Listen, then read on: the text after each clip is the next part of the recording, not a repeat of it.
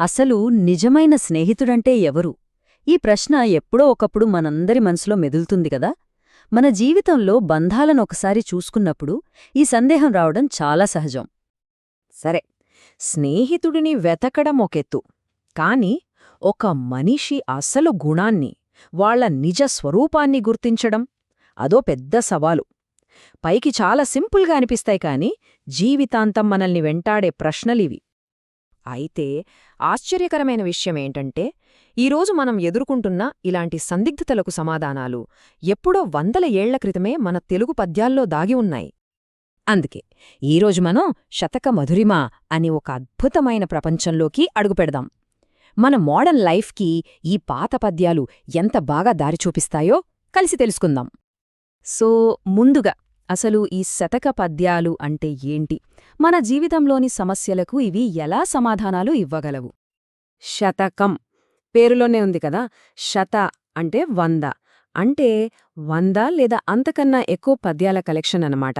దీని ముఖ్య ఉద్దేశమేంటంటే, నీతి, ఫిలాసఫీ లేదా భక్తిని ఉపయోగించి సమాజానికి ఒక దారి చూపించడం. ప్రతి శతక పద్యం వెనుక ఒక సింపుల్ కానీ చాలా పవర్ఫుల్ స్ట్రక్చర్ ఉంటుంది.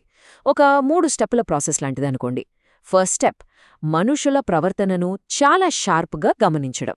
సెకండ్ స్టెప్, దాన్ని అందరికీ అర్థమయ్యేలా చెప్పడానికి ఒక మంచి పోలిక వాడడం. ఇక ఫైనల్ స్టెప్, దాని నుంచి మనం నేర్చుకోవాల్సిన ఒక మంచి నీతి, ఒక లైఫ్ లెసన్. ఇది అక్షరాల మన జీవితానికి ఒక కంపాస్ లాంటిది. ఇంకో ఇంట్రెస్టింగ్ విషయమేంటంటే, ప్రతి పద్యం చివర మకుటం అని ఒకటుంటుంది. అంటే ఒకే పదం లేదా వాక్యం రిపీట్ అవుతుందన్నమాట. ఇది ఆ కవి యొక్క సిగ్నేచర్ లాంటిది. మన భాషలో చెప్పాలంటే it's like a poetic hashtag. మరి ఇంత గొప్ప జ్ఞానాన్ని మనకందించిన ఆ కవులు ఎవరు? వాళ్ల గురించి కొంచెం తెలుసుకుందామా? ఈ శతకాల సంప్రదాయం కొన్ని వందల ఏళ్లుగా కొనసాగుతూ వస్తోంది. ఆలోచించండి, 13వ శతాబ్దంలో యదావాకుల అన్నమయ్యతో మొదలుపెట్టి 20వ శతాబ్దంలో గుమ్మన్నగారి లక్ష్మీనరసింహశర్మ వరకు ఎందరో మహానుభావులు ఈ జ్ఞానాన్ని మనకు అందించారు. ఉదాహరణకి ధూర్జటినే తీసుకుందాం. ఆయనెవరో తెలుసా? సాక్షాత్తు శ్రీకృష్ణదేవరాయల ఆస్థాన కవి. అయినా సరే అధికారానికి అస్సలు భయపడలేదు. రాజులు అధికారమత్తులో ఉంటారు, వాళ్లకు సేవ చేయటం నరకంతో సమానం అనే ఎంత ధైర్యంగా చెప్పారో చూడండి. ఇక రామదాసుగా మనందరికీ తెలిసిన కంచర్ల గోపన్న. ఆయన తన బాధనుంచే భక్తిని పుట్టించారు. జైల్లో ఉన్నప్పుడు ఆ దేవుడితోనే డైరెక్టుగా మాట్లాడారు.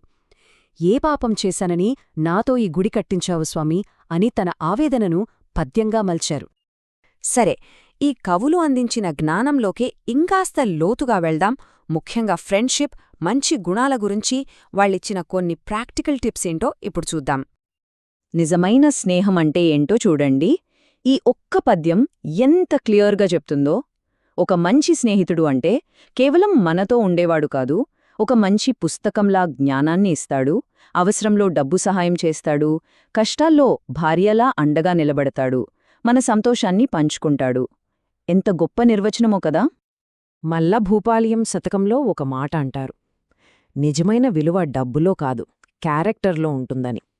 డబ్బు లేకపోయినా పర్వాలేదు, కాని నిజాయితీ, దానగుణం, మంచిపట్ల శ్రద్ధ ఇలాంటి లక్షణాలుంటే చాలు, ఆ వ్యక్తి ఎప్పుడూ ప్రకాశిస్తాడు. ఇక నరసింహ శతకమైతే ఒక మంచి జీవితం ఎలా బతకాలో కొన్ని బేసిక్ రూల్స్ చెప్తుంది. అవేంటంటే, దేవుణ్ణి నమ్మేవాళ్లని తిట్టొద్దు, సాయమని అడిగిన వాళ్లకి లేదనొద్దు, ఫ్రెండ్స్ని మోసం చెయ్యొద్దు, పవిత్రమైన చోట్ల తప్పుగా ప్రవర్తించొద్దు, ఇంకొకరి పుట్ట కొట్టొద్దు. సింపుల్ కాని చాలా ముఖ్యమైన విషయాలు. ఓకే, మంచివాళ్ల గురించి, మంచి గుణాల గురించి తెలుసుకున్నాం. కాని చెడ్డవాళ్లను ఎలా గుర్తించాలి? ఈ విషయంపై కూడా మన కవులు చాలా క్లియర్గా వార్నింగ్స్ ఇచ్చారు.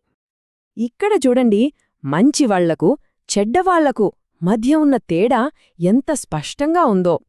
వేణుగోపాల శతకం ప్రకారం మనిషి రూపంలో ఉన్న రాక్షసుడు ఎలా ఉంటాడంటే, అబద్ధాలు చెప్పడంలో ఆనందపడతాడు, చాడీలు చెప్పి కుటుంబాలను విడగొడతాడు, లంచాలకు, డబ్బుకు ఆశపడతాడు, చివరికి కన్న తల్లిదండ్రులను కూడా ఇంట్లోంచి బయటకు గింటేస్తాడు. ఇదంతా చూశాక మనకొకటర్థమవుతుంది. ఈ గొప్ప సాహిత్య సంప్రదాయం మనకు ఎంత విలువైన వారసత్వాన్నిచ్చిందో కదా. సో మనం ఫైనల్గా ఏం నేర్చుకోవాలి? మనం గుర్తుంచుకోవాల్సిన ఒక ముఖ్యమైన విషయమేంటంటే, శతకాలనేవి కేవలం టైంపాస్ కోసం రాసిన పద్యాలు కావు. అవి మన సమాజాన్ని బాగుచేయాలనే ఒక తపనతో ఆనాటి కవులు మన చేతికిచ్చిన శక్తివంతమైన సాధనాలు. నిజాయితీ, స్నేహం, క్యారెక్టర్ వీటి గురించి వందల ఏళ్ల క్రితం వాళ్లు చెప్పిన మాటలు ఈరోజుకి ఈ క్షణానికి కూడా అక్షరాల నిజం. దీన్ని బట్టే అర్థమవుతోంది అందులో ఎంత శాశ్వతమైన నిజం దాగి ఉందో. చూశారుగా, శతాబ్దాలుగా నిలిచిన ఈ జ్ఞాన సంపదంతా మనం ముందుంది. కాని అసలైన ప్రశ్న ఒక్కటే, ఇంత గొప్ప జ్ఞానాన్ని ఈరోజు మన జీవితాల్లో మనం ఎలా వాడుకోబోతున్నాం? ఆలోచించండి.